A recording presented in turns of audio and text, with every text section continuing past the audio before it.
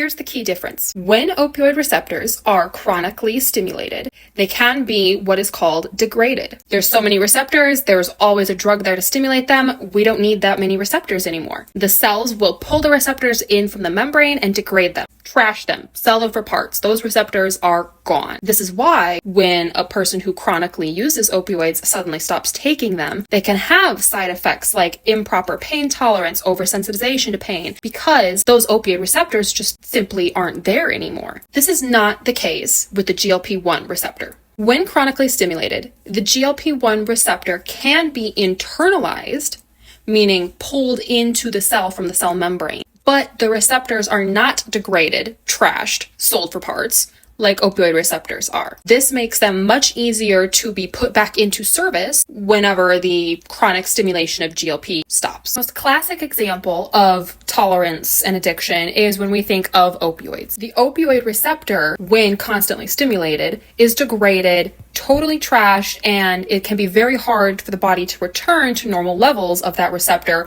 after years and years of chronic use.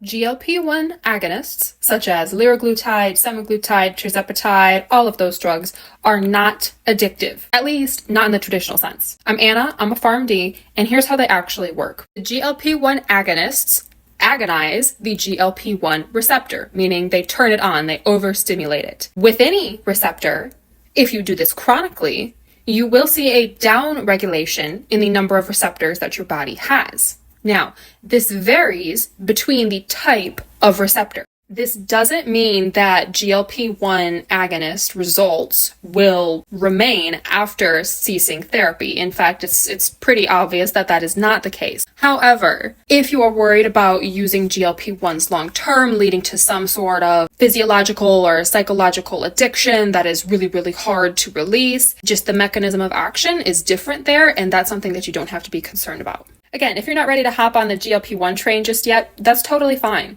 There are supplements that you can try, there are diet and exercise programs, there are other prescription weight loss medications that people have been successful with. Always make sure that you're working with a provider, getting your information from trusted sources, like this page, and doing what's right for you.